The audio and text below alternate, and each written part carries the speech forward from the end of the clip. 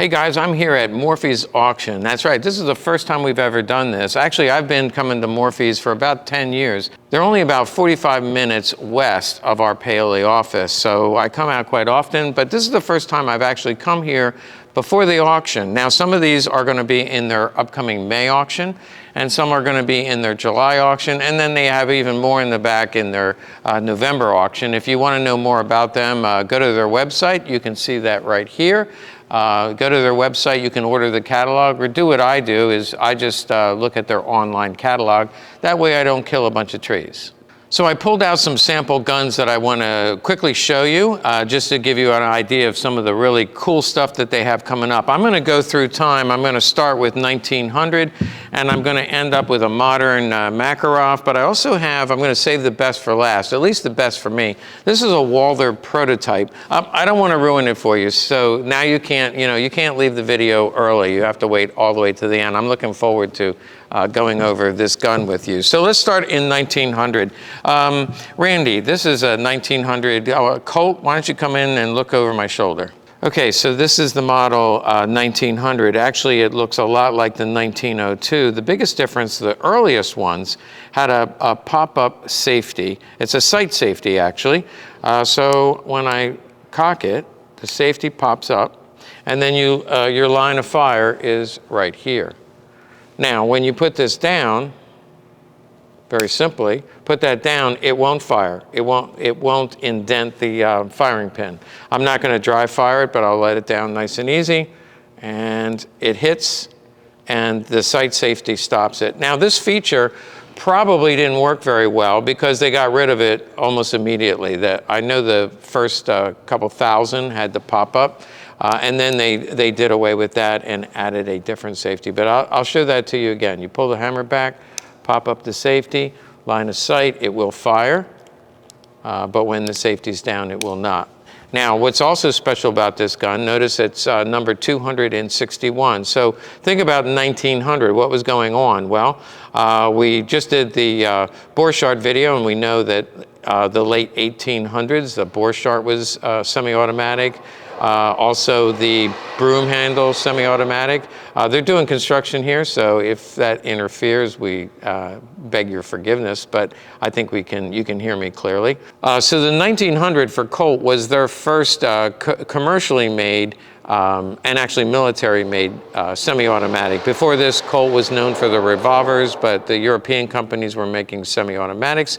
They were taking, they were taking off in terms of popularity. This actually was a presentation. I want to show you the letter.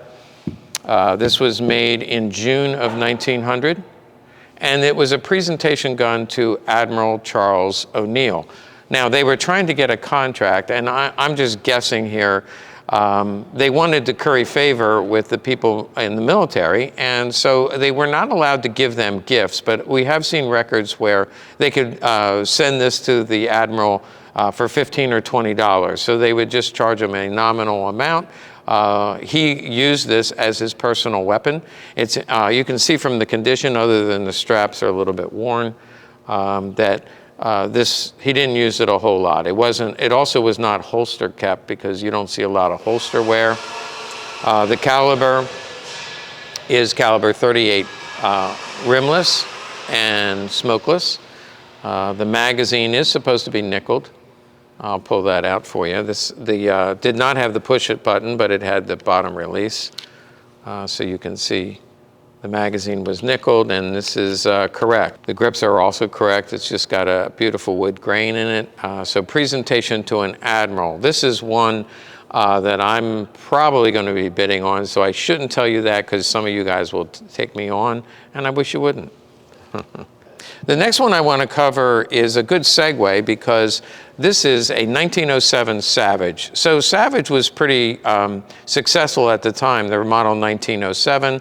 1907 Savage was making a commercial product that was pretty successful, and it was in 32 caliber and also 380. It's a smaller pistol, and actually that was probably the right caliber for this for this particular pistol? Well, here's a picture of a Savage, the commercial model. Remember, the military, the U.S. Army was doing trials for the next sidearm for the U.S. Army. They were using revolvers at the time, but they wanted a semi-automatic, and they wanted it to be in .45 caliber. So we know that Luger sent them some guns, which they rejected. The caliber was too small. Savage, of course, knew about those trials because that was 1900 and into 1902. But this 1907, this was their attempt to get a government contract. They made very few of them. You can see it's in .45 caliber. It's a heavy piece. And the magazine, there's a push button here on the front grip strap. And you can see the magazine is pretty robust. It's thick, and I'm not sure the mag capacity. Somebody will write into the comments. The magazine is numbered to the gun. And this obviously failed in terms of it was not chosen by the U.S. Army. There's the grip safety. Not chosen by the U.S. Army because instead, as you all know, they instead went with the 1911. So it was several years later. This was put into trial, .45 caliber. They liked the action better. It just, well, I'm just in love with these. So it's kind of hard to even imagine this being a competitor. But the Savage was a good pistol, but not as good as the 1911 Colt. So this is just a beautiful example. This is actually from 1914. If you look at the finish, it's absolutely beautiful. That's the inspector proof. So the man who inspected it for the Army, he stamped his proof on there. You see the Colt insignia, the logo, model U.S. Army. Serial number lets me know that it is from 1914. So pre-World War I, there were very few produced then because we had no intention of going to war. You can see the barrel is correct. There's a P and H on the top of the barrel. That is correct. There's also an H, by the way, is the P and the H are also proof marks. And you will also see the H right here on the back of the slide. If you take off the firing pin retainer, there is not a serial number underneath there. A lot of people ask, is this all matching? The slide is not numbered. So what you have to do is just kind of, you can tell from the amount of wear or the lack of wear that this is probably original and all matching. If there's a big difference in color between the slide and the frame, then obviously that means it was probably mismatched. I'm going to drop the hammer. And one other thing I'll show you is the magazine. This is known as the dual tone magazine for obvious reasons. And it does have the lanyard. Let's keep going, moving forward in time. They have this coming up on auction. Notice this little fingerprint right here. That I see on a lot of them, designating that I know it's original finish. I can't tell you why that's there. But I know Luger often would have a thumbprint on the back. I should say the Krieghoff Luger will sometimes have a thumbprint on the back. This is not a Krieghoff. But I see on the Union switches what I'll call a fingerprint. And that's not what it is. It's not a fingerprint, but it's just a little marking that I see on the Union switch and signals. Very small contract made out of near Pittsburgh, but Swissvale, PA. Beautiful gun. This is as nice as they come, and these sell for really a lot of money.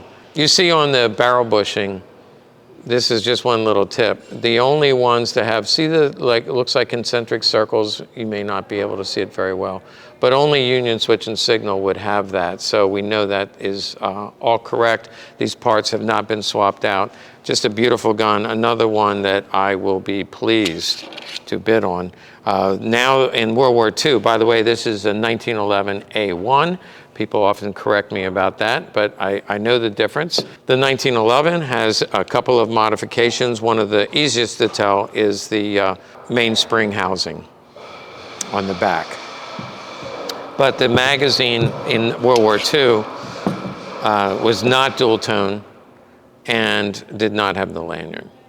Okay, again, we were just on the Union switch, where that was made in 1943. This actually I'm trying to keep the time frame the same, but 1939. Obviously, that was before the Union Switch and Signal. Now, this might slip by people in auction, except I'm sure they'll put it in the description. It would slip by me at a gun show.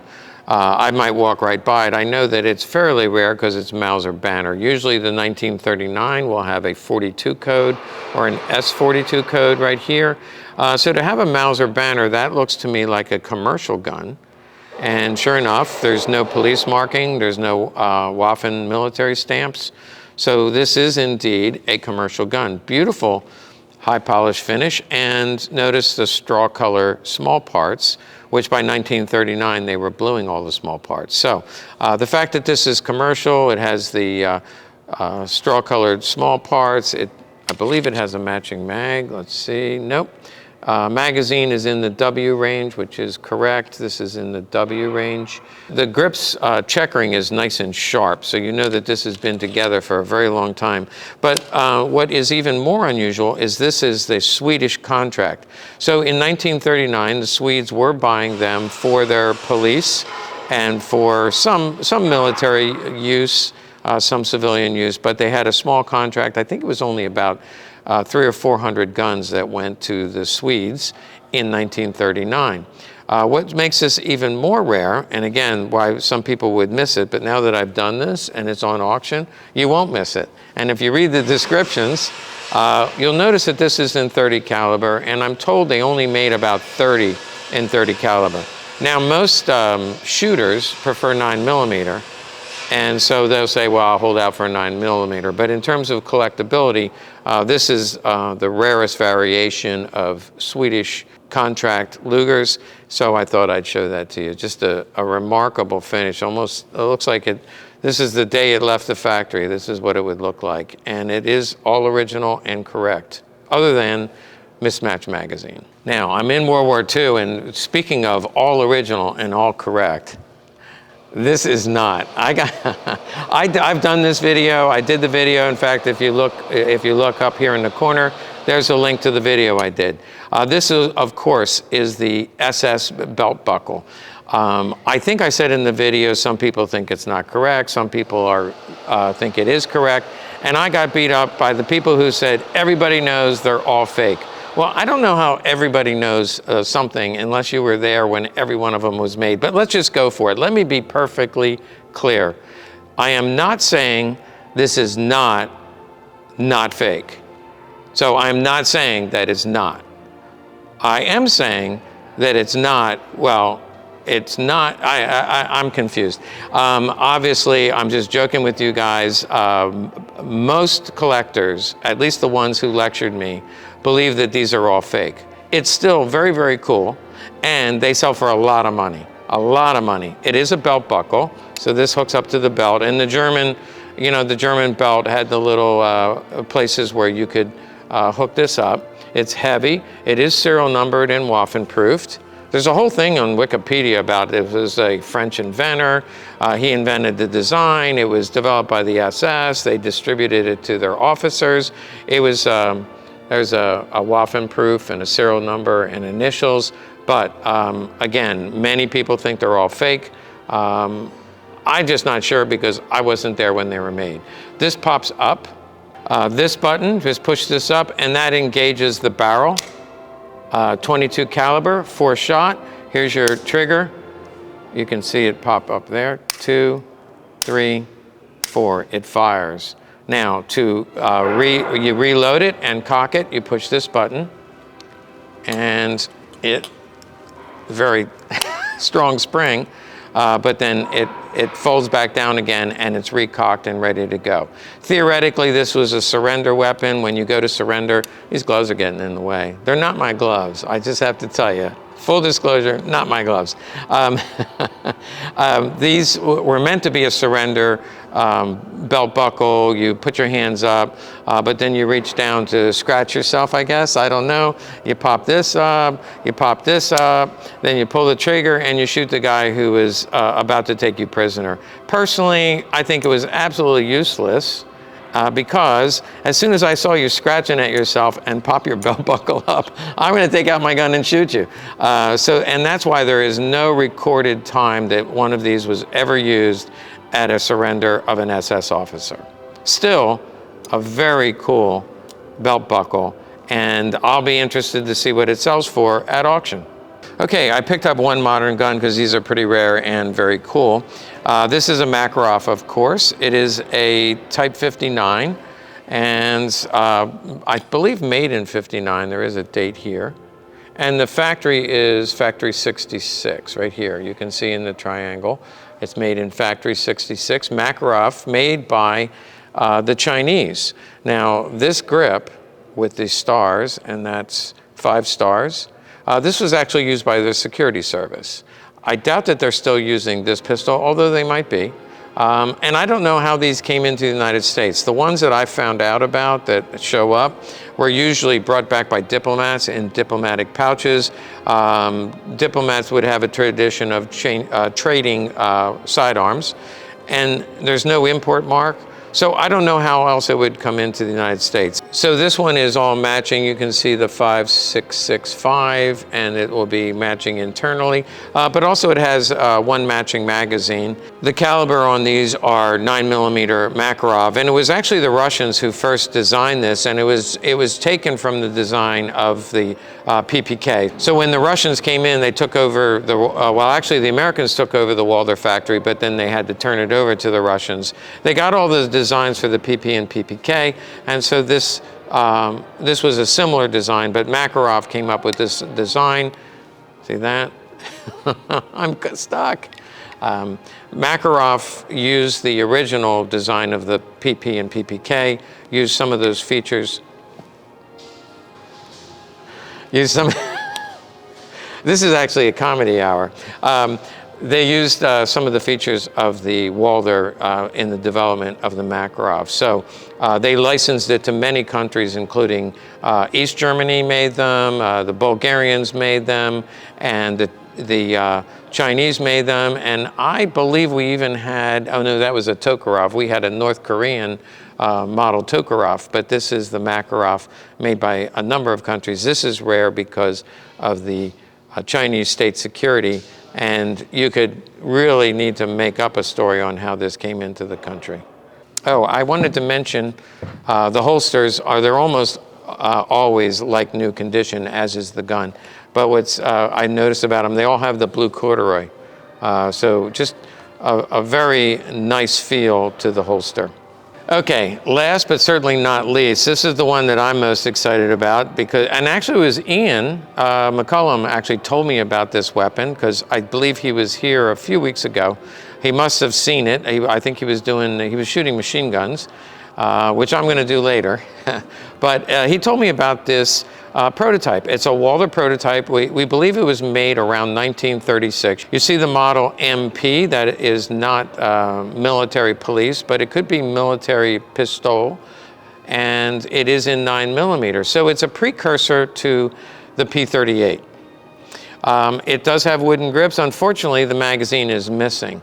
Now, I know somebody who has an AP, a mod AP, and I'm wondering if that magazine would fit because it was developed about the same time. Now, this is the only one known, at least the only one that we could find in existence. So this prototype obviously didn't work. They developed it, they tested it, and they moved on to a different design. But I still think it's worth you looking at because it has some of the features of a PP and a lot of features of the P38. It doesn't have a takedown lever, and we'll talk in a minute about the takedown. It does have a slide stop. If I pull this back and then I can pop this out, I gotta use 2 hands here. Pop this up. There we go. Slide stop. That works, and of course with the P38 there's a little slide stop under here that pops up. And then you can see it's 9mm. It does have a barrel different than the P38.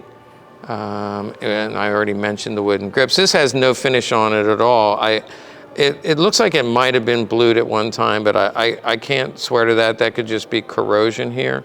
And maybe never blued. You do see the 90-degree safety, which is similar to what you would see on a PP. Now let's take a look at the takedown. The takedown is similar to a PP or a PPK.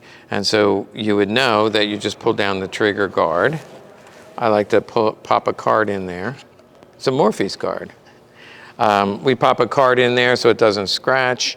I just pull the slide back and lift and slide this forward.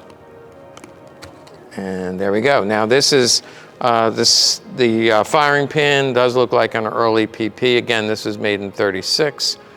You can see it's got a rectangular firing pin, which the early P38s had a rectangular firing pin. This is not numbered internally. It is numbered here, 105. I would guess that they started at 100 and maybe made at least 5, maybe more, but again, this is the only one I've ever seen.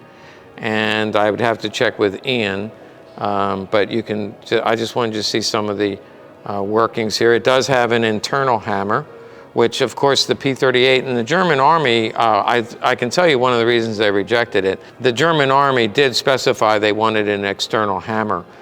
Because the Luger didn't have one and they wanted one on their next pistol. And that's one of the things about the P38 that they wanted. It had to be a 9mm and it had to have an external hammer. This has an internal hammer. As you know, the PP, PPK, and the P38 all have external hammers. Now, one question is, how much is something like this worth? I believe they have it valued somewhere in the 6,000 or 7,000 range.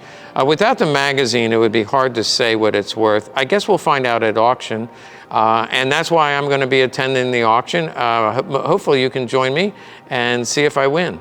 Hey, thanks for joining me at Morphy's auction. Make sure to check out their website to see how you can bid on some of these guns. I'm going to be coming back to look at some machine guns, so that's coming up next. Make sure you like and subscribe to the channel because we have a lot more to show you.